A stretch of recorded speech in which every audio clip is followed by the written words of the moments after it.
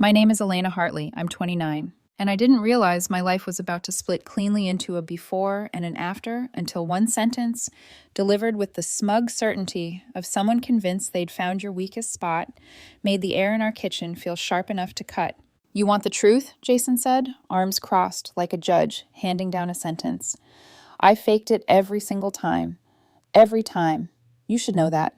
It's strange what your mind chooses to freeze frame in moments like that. Not the exact reason we were fighting, because with Jason, it could have been anything. Maybe I forgot to pick up groceries. Maybe I didn't respond to his text fast enough. Maybe I made plans without checking in first, like I needed permission to be a person. What I remember is the time, 9:00 p.m. on a Wednesday. The way the overhead kitchen light made the marble countertop look too clean, too cold, and the way Jason's face went red as he ran through his usual script of complaints, like he'd practiced them in the mirror. I wasn't attentive enough. I didn't make him feel special. I was boring and predictable. The usual things he threw at me whenever he wanted to feel superior. I worked as a financial analyst at an investment firm in downtown Chicago. Not glamorous, but it paid well and gave us a comfortable life. Nice apartment in River North, floor-to-ceiling windows, a view of the city that made our friends say, "Wow," the second they walked in. Jason had a job in fitness, training clients, posting transformation photos, living for the dopamine hit of comments and attention. He wasn't lazy, he was just always performing, even at home, especially at home. He made decent money, but nowhere near what I brought in, and I never used that as a weapon. I figured relationships weren't supposed to be about keeping score. Apparently, I was wrong about that. Looking back, the pattern had been there from the beginning. Little comments, casual critiques disguised as help. "You look so much better if you dress like this. My friends' girlfriends are more spontaneous. Why can't you be the kind of woman who surprises her partner?" I'd brushed it off as him wanting me to grow, to be better, like love was a joint project. Now I realize he just wanted me to be different. The apartment we shared was gorgeous. 2-bedroom, sleek kitchen Jason insisted we needed, even though our old place had been perfectly fine. I'd agreed because I wanted him to be happy. That was always my mistake. Believing his happiness was something I could earn if I worked hard enough. The fight had been going on for maybe 20 minutes. I was doing what I always did, staying calm, answering his accusations with measured logic, trying to find common ground. I'd suggest solutions. He'd get angrier. It was like every reasonable response I gave offended him more, like my refusal to match his emotional volume was another crime on the list. For 2 years, that had been my strategy. De-escalate, wait it out, then talk once the emotions cooled down. And sure, our fights would end. We'd go back to normal. Until the next one. This argument started because I'd made plans with my buddy Jake for Sunday without checking with Jason first. Never mind that Jason made plans constantly without consulting me. Never mind that Sunday was 3 days away and he hadn't mentioned anything. The point was that I'd made a choice without his input, and in Jason's world, that was unacceptable. I tried explaining that Jake was only in town for the weekend, that I'd already canceled on him twice, that I'd happily do something with Jason Saturday, or any evening that week. None of it mattered. What mattered was that Jason wanted to win. And then he said it. "You want to know the truth?" His voice changed, less angry, more satisfied, like he'd been saving this particular weapon for the perfect moment. "I faked it every single time. Every single time. You should know that." He looked right at me when he said it, chin slightly raised, eyes locked on mine, waiting for impact. I felt something shift inside me. Not heartbreak, not even anger. Just clarity. Like I'd been staring at an optical illusion for 2 years and suddenly saw what it really was. Every dismissive comment. Every time he made me feel like I wasn't enough.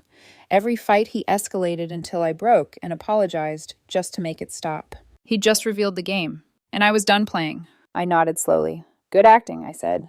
Jason's expression changed instantly. The satisfaction drained away, replaced by confusion, and something that looked a lot like fear. He expected tears, begging, a frantic attempt to prove myself, a reaction he could feed on. Instead, I reached for my keys on the counter and my wallet on the table like my body knew what my mind had finally accepted. "Where are you going?" he asked. The confidence in his voice was already cracking. "We're not done talking about this."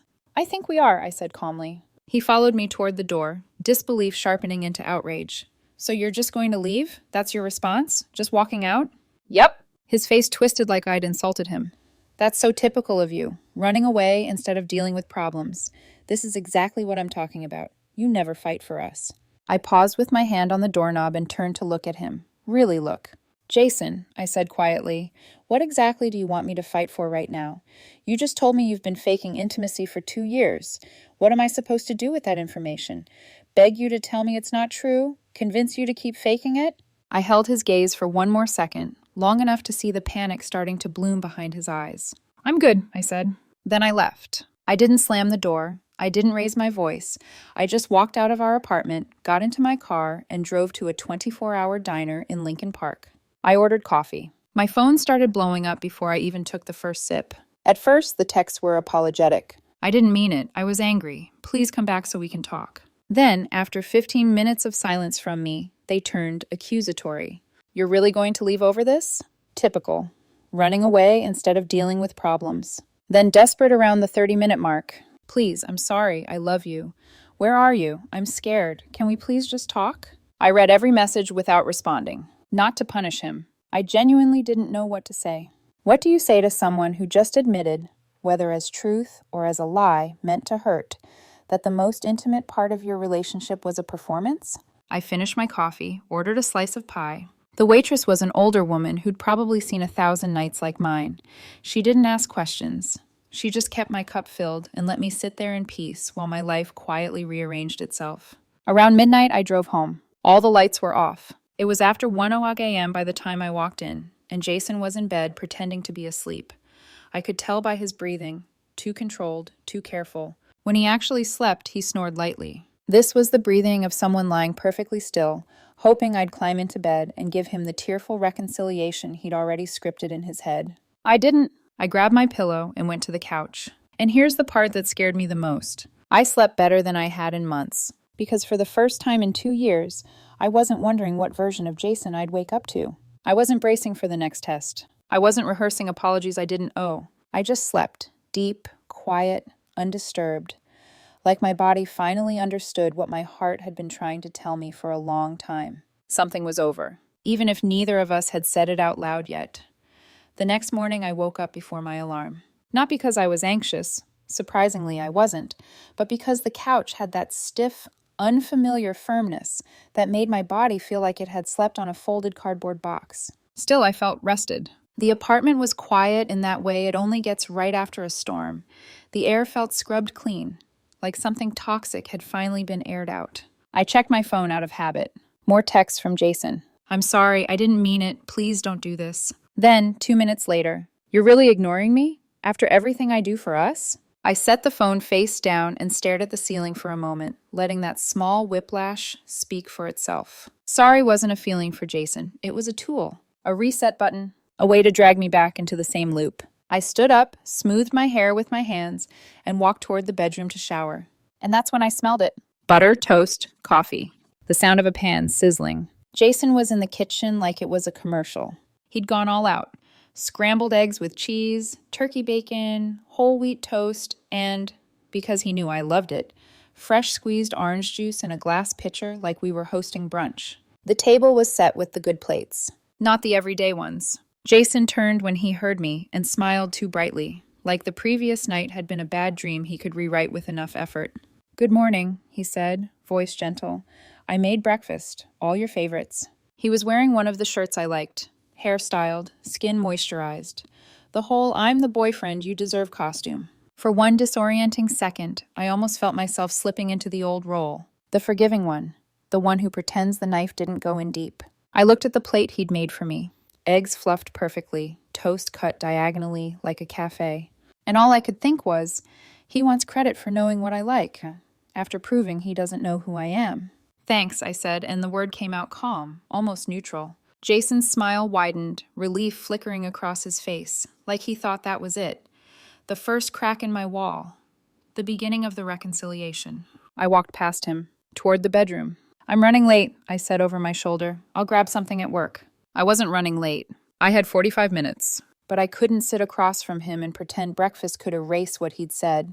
I couldn't participate in the ritual where he love-bombed, I accepted, and everything got swept under the rug until the next explosion. Behind me, I could feel Jason's gaze burning into my back. Confusion first, then frustration. Then that subtle panic that always showed up when he realized his usual tricks weren't working. Okay, he said. But it didn't sound like okay. It sounded like warning. I showered, got dressed, and left without another word. At the elevator, I finally allowed myself to inhale fully. It hit me then, how much oxygen I'd been living without. At the gym, the fluorescent lights buzzed softly above the treadmills and weight racks.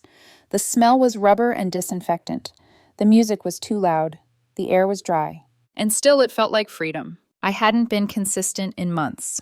Not because I didn't care about my health, because Jason hated it when I did anything that didn't involve him. If I went to the gym early, he'd sulk because I wasn't there when he woke up. If I went after work, he'd accuse me of avoiding him. So I'd stopped. Slowly. Quietly. Like you stop watering a plant because someone keeps moving it into a closet. As I ran, I realized something else. Jason had been training clients for years. Fitness was his world. And yet he'd never once asked to come with me to the gym. Never offered to make it something we did together. Because it wasn't about health. It was about control. When I got home to change, Jason was still in the kitchen, leaning against the counter like he'd been waiting for me to return and collapse into his arms. I didn't. I grabbed my laptop bag, my blazer, and my wallet from the bedroom. Jason followed me halfway down the hall. "Elena," he said carefully, like he was choosing each syllable, "can we talk about last night?" "Not particularly," I said. He blinked. "What does that mean?" "It means I have work," I replied, "and I'm not doing this right now." His jaw tightened. The old Jason, sharp-tongued, easily offended, threatened to surface.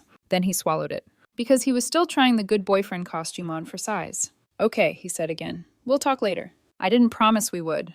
I just left. That day at the office, my brain felt clearer than it had in weeks. Numbers made sense again. Emails didn't feel like a weight. Meetings didn't drain me before they even started. It terrified me how much energy Jason had been siphoning from my life, like I'd been paying rent for a relationship that didn't even shelter me. Around lunchtime, Jake texted. "Jake, Sunday still on?" "Jake, I'm in town. Don't bail again." My thumb hovered over the screen. For months, I would have said no automatically. Because Jason wanted me home. Because Jason had plans. Because Jason would feel weird if I went without him. But the truth was, Jason never felt weird. He felt threatened. I typed back, "Me, still on. Me, see you Sunday." And for the first time in a long time, I didn't feel guilty for choosing myself. That night, I came home around 6:30 p.m. Jason was on the couch, phone in hand, scrolling like he was calm, like he was patient, like he was the victim of my sudden distance. He looked up immediately when I walked in. "There she is," he said lightly. "How was your day?" "Busy," I replied. Then I went to the bedroom to change. I didn't sit beside him. Didn't kiss his cheek. Didn't perform affection to keep the peace. I could hear him shifting on the couch like my silence was physically uncomfortable for him. A few minutes later, he appeared in the doorway. "Do you want to order dinner?" he asked. "I'll figure something out," I said, still facing my closet. His voice sharpened. "Elena, what are you doing?" I turned. Jason stood there with his arms crossed, familiar posture returning like muscle memory. "What do you mean?" I asked. "This," he said, gesturing vaguely, as if the air between us was something I'd spilled. "You're acting like I don't exist." I stared at him for a moment. Then I nodded slowly, almost like I was confirming a number on a spreadsheet. "I'm not acting," I said. "I'm just here." He didn't like that answer. I could see it in his eyes. Because here meant he couldn't accuse me of being cruel. Here meant he couldn't start a fight without looking unreasonable. Here meant I was no longer feeding him the emotional energy he lived off of. That night, I made myself something simple. Chicken and rice. The kind of meal that feels like taking care of your future self. Jason didn't eat. He sat on the couch with his phone, glancing up every time I moved, as if he expected me to suddenly soften, to wander over and apologize, to ask what I could do better, to beg him to forgive me for not accepting the insult he'd thrown like a grenade. Instead, I ate calmly at the kitchen island, then washed my plate. Jason didn't say goodnight. He didn't have to. His silence was its own message. The next few weeks settled into a pattern that felt almost surreal. I woke up at 6 a.m., went to the gym, came home, showered, and left for work. On Sundays, I meal prepped. I grocery shopped alone. I read again. Real books, not the thin little motivational quotes Jason reposted on Instagram. I started saying yes to plans. Coffee with coworkers. Happy hour. A movie with Jake and some friends. I started playing music softly while I cooked, like I used to before Jason decided silence meant distance and noise meant attention-seeking. And the strangest part? My life started feeling like mine again. No walking on eggshells. No trying to decode Jason's mood. No bracing for a random accusation disguised as a conversation. Just peace. At first, Jason seemed relieved. He acted like we were just cooling off, and things would naturally go back to normal. He gave me space, kept himself busy with clients and classes and friends. But as days turned into weeks, I could see the anxiety creeping in. Jason would linger in doorways when I was in a room, start sentences, then abandon them when I didn't respond with the enthusiasm he expected. He'd stand behind me while I meal prepped, like he was waiting for me to turn around and say, "I'm sorry, I miss you." Instead, I'd just keep chopping vegetables. One night, he finally asked it. "Are we okay?" he said, voice softer than usual. I looked up from my book. The question sounded innocent, but I knew Jason. He wasn't asking because he wanted to understand. He was asking because he wanted control back. "We're fine," I said. He frowned. "No, we're not." I held his gaze. "You asked if we're okay," I answered. "That's not an answer," he snapped. "It's the only one I have right now," I said calmly. Jason's nostrils flared. He sat down across from me like we were about to negotiate a contract. "Do you want to talk about what I said?" he demanded. And I realized he was waiting for the part where I broke down, where I confessed how much it hurt, where he could comfort me and turn the entire situation into proof that I needed him. But the truth? I didn't want to talk about it. Not because I didn't care, because talking about it meant returning to the arena, and I was done fighting in a place where the rules were designed to make me lose.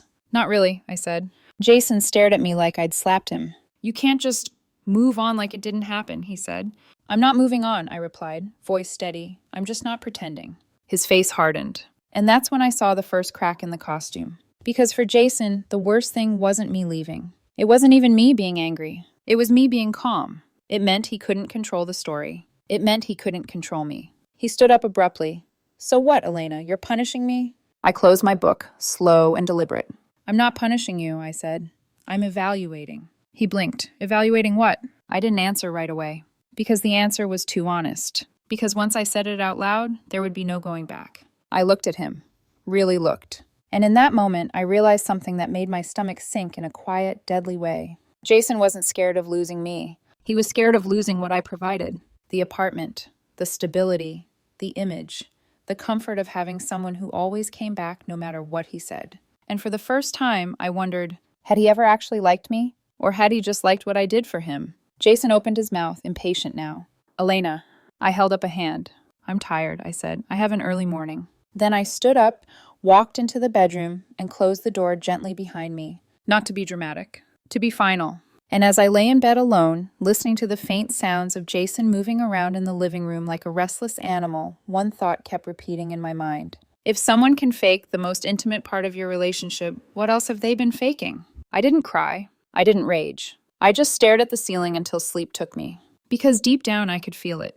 The story wasn't heading toward reconciliation. It was heading toward something Jason could sense but didn't yet understand. The moment the audience stops clapping, and the performer realizes the stage is empty, Jason changed tactics.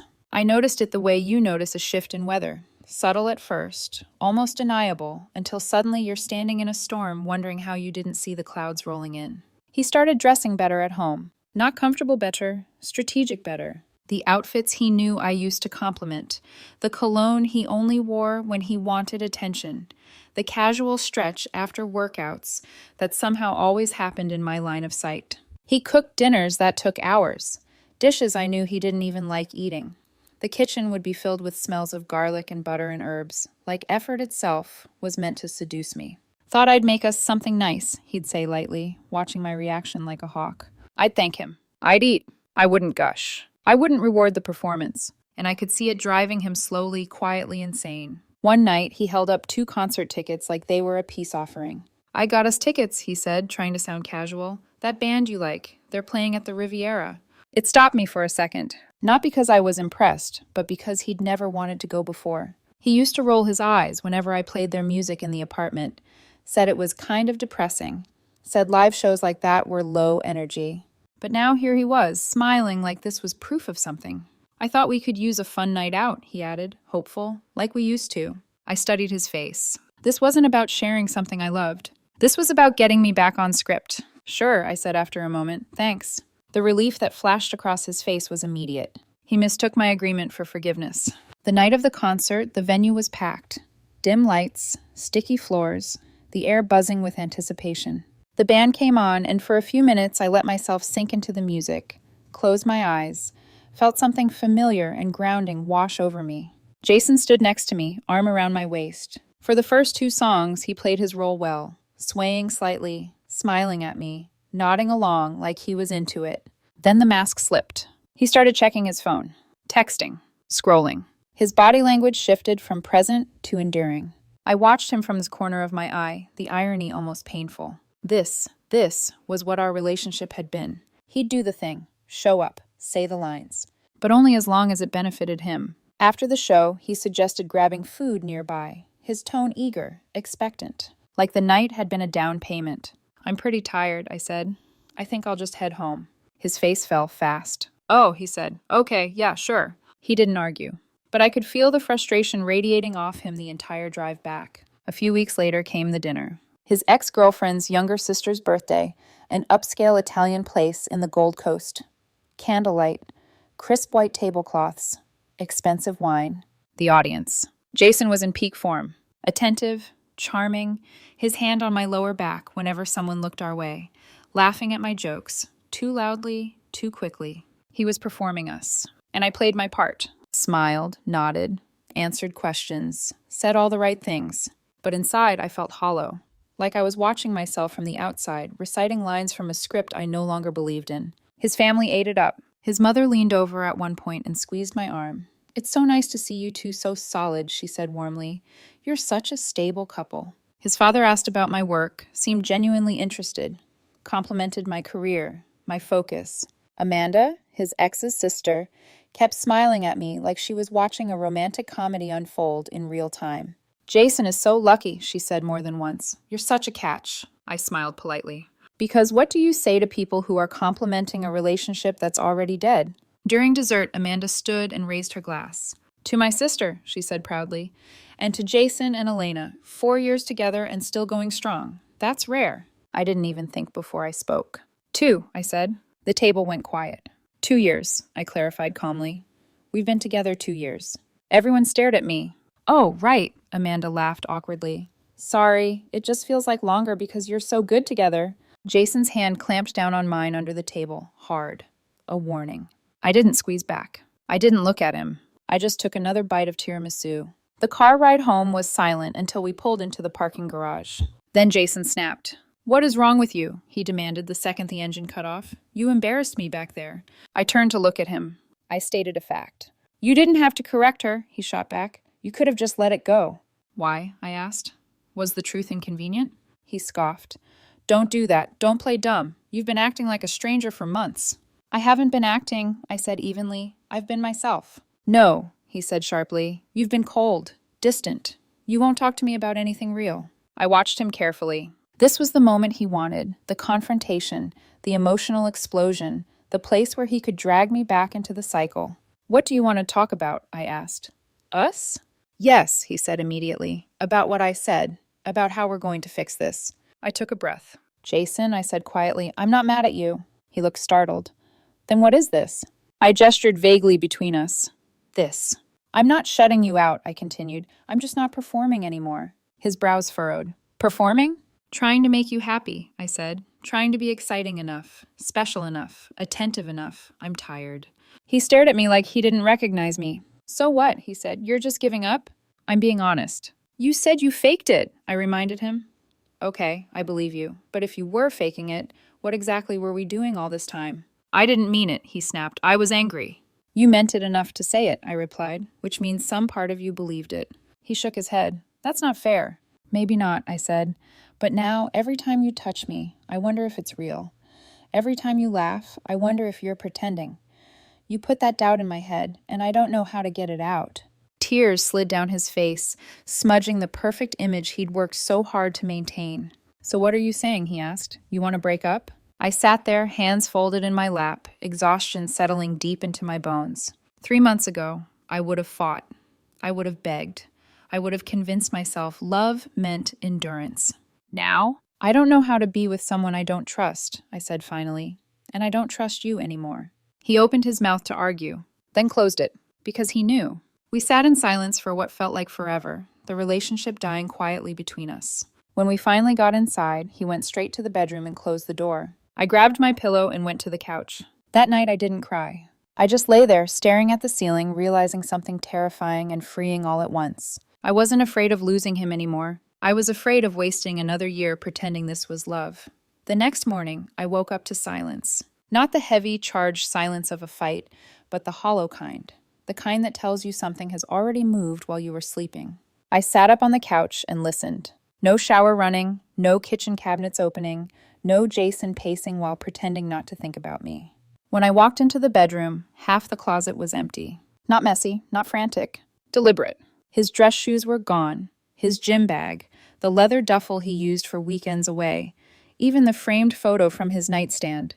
Us at a rooftop party, both smiling like we believed in that version of ourselves. The bed was made. Too neatly. On the kitchen counter, there was a folded note. I'm staying at Amanda's for a while. We both need space to think. I love you. I read it once. Then again. Then I folded it and dropped it straight into the trash. Not because it didn't hurt, but because it didn't change anything. By noon, I'd called my landlord. I asked what it would take to get out of the lease early. He was surprisingly reasonable. If I could find someone to take it over, no penalty. I hung up and stared at the living room. The couch Jason had insisted on because it photographed well. The decorative pillows I hated but tolerated. The bar cart we never actually used. For the first time, I didn't feel sadness. I felt efficiency. I grabbed boxes from the storage closet and started packing. Jason showed up that evening. I was in the bedroom, methodically folding clothes into labeled boxes when I felt him standing in the doorway. "What are you doing?" he asked, voice tight. "Moving out," I said, not looking up. "What?" His laugh was sharp, disbelieving. "No, we're just taking space." "I didn't say we were moving out," I replied. "I am." He stepped into the room, eyes darting to the boxes, the half-empty closet.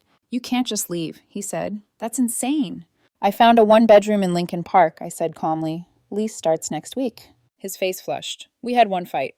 "We had lots of fights," I corrected. This was just the one that made things clear.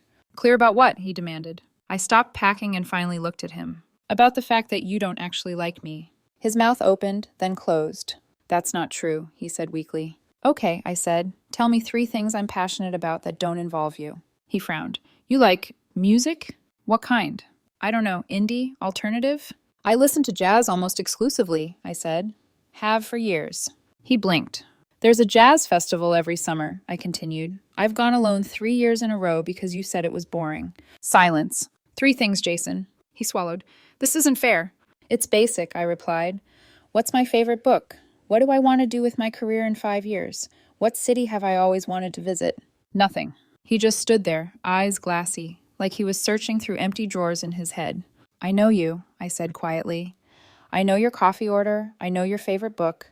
I know you want to open your own studio someday. I know you've always wanted to go to Bali." He shook his head, tears forming. "I care about you." "Do you?" I asked gently. "Or do you care about having a girlfriend?" That broke him. He left crying. I kept packing. The next 6 months felt strange in the best way. My new apartment was smaller, quieter, mine. No compromises on furniture, no arguments about lighting or playlists, just space. Work improved. Without the constant emotional drain, I focused better. Took on harder projects, got promoted. I started going to the jazz festival again, this time not alone. I met Ethan through friends. He worked long hours, had his own life, his own opinions. He listened when I talked. One night, months in, he asked gently, "Why did your last relationship end?" I thought for a moment. "He said something cruel to win a fight," I said. And I realized I didn't want to build a life with someone who'd hurt me just to feel powerful. Ethan nodded. "That's fair. No drama, no trying to fix me.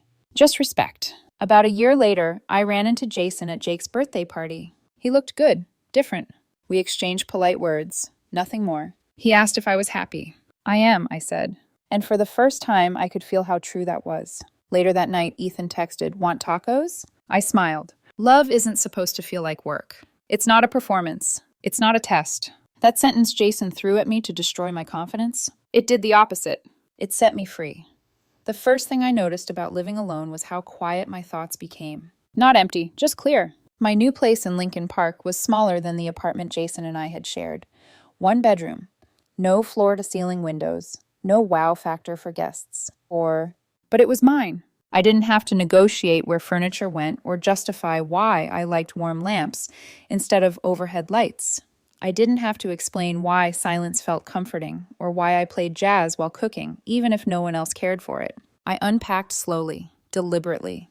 Each box felt like a decision I was making for myself. At night, I slept diagonally across the bed like a starfish. No edge of the mattress caution, no bracing for a sigh or a passive-aggressive shift beside me. Just rest. Work followed suit. Without the emotional weight of managing Jason's moods, my focus sharpened.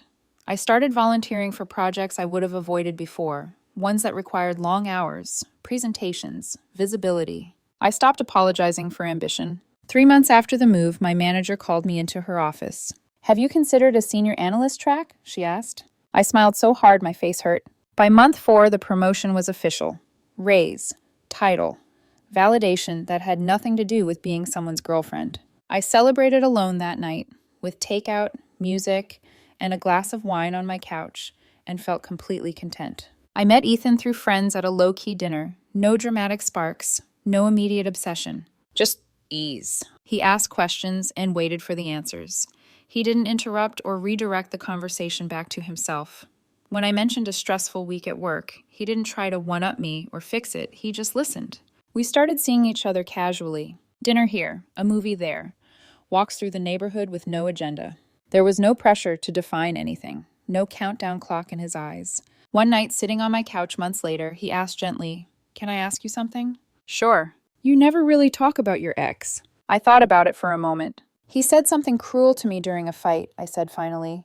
"Something meant to hurt me, and I realized I didn't want to spend my life with someone who'd do that just to win." Ethan nodded. "That makes sense." No follow-up interrogation, no defensiveness. Just understanding. That was when I realized how much energy I'd wasted explaining myself in my last relationship, trying to make my feelings sound reasonable enough to be respected. With Ethan, I didn't have to justify anything. 6 months after leaving Jason, I ran into him at Jake's birthday party. He looked good, different, like someone who'd been forced to sit with himself. We talked briefly, polite, surface level. He asked if I was happy. "I am," I said, and meant it. Later that night, Ethan texted, "Want tacos?" I laughed out loud. That was it. No games, no tests, no performances. Just life. Easy, imperfect, honest.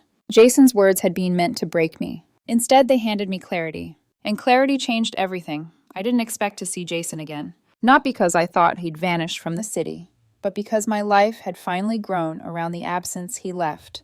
He'd become a closed chapter. A footnote, a lesson filed away. So when Jake pulled me aside at his birthday party and said, "Hey, just a heads up, Jason's here," I felt nothing. No jolt, no tightening in my chest. Just awareness. I scanned the room and spotted him near the kitchen, talking animatedly with a woman I didn't recognize.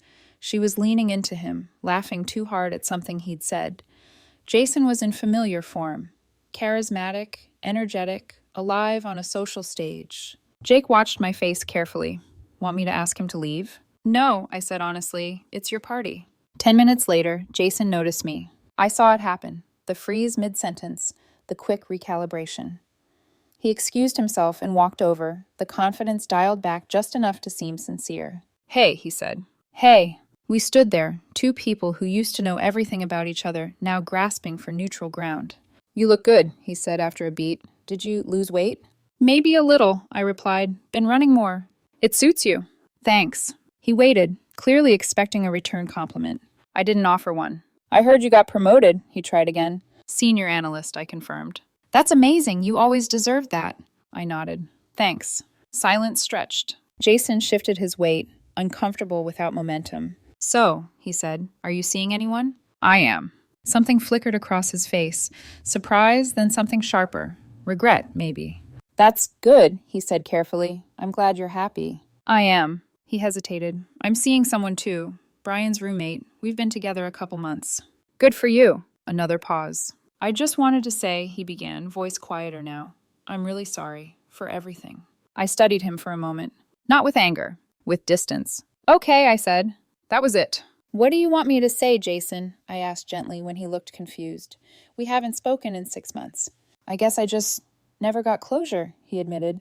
"You shut down and left. I didn't understand." I considered that. "You're right," I said. "I'm sorry for that. You deserved a clearer conversation. I just didn't have the words then. He looked hopeful. And now? Now, I said, I'm good. He searched my face. You really moved on. I did. Do you ever think about us? Sometimes, I admitted, but not the way you're hoping. What does that mean? It means I think of it as something that taught me what I don't want, I said calmly. No hard feelings. I genuinely hope you're happy. We just weren't right for each other. His eyes grew wet. I really did love you, he said. Maybe you did, I replied softly. But your way of loving someone isn't what I need. And that's okay. Just then, the woman he'd been with earlier appeared, sliding an arm around his waist. Hey, babe, ready to go? He introduced us. She seemed nice, bright, energetic. They left soon after. Jake came up beside me. You okay? I smiled. Yeah, I really am. And I was. Seeing Jason didn't reopen anything. It closed the last door I didn't realize was still cracked. A few minutes later, my phone buzzed. Ethan. How's the party? Ethan. Want me to pick you up later? I typed back. Me. Party's wrapping up. Late night food? Ethan. Always. I slipped my phone into my pocket, warmth settling in my chest. A year later, Ethan and I moved in together. Nothing dramatic, no ultimatums, just a shared decision. We compromised on paint colors. I set up my music in the spare room. He set up a small desk for his side projects. His work boots sat next to my heels by the door. One night, while we were cooking dinner, him chopping vegetables, me stirring pasta, he said almost casually, "Can I tell you something?" Of course. I really love this, he said. Us. The normal stuff. It's comfortable without being boring. I smiled. I know exactly what you mean. He turned to face me. I don't fake anything with you. I want you to know that. How I feel. It's all real. I stepped into his arms, resting my forehead against his chest. I know, I said. Because when something is real, you don't question it. You don't analyze it. You don't brace yourself. It just is. Jason taught me what I didn't want. Ethan showed me what I did. That night in the kitchen, when Jason tried to break me with one cruel sentence, ended up being the greatest gift I never asked for. He meant it as a weapon. Instead, it was the truth that set me free.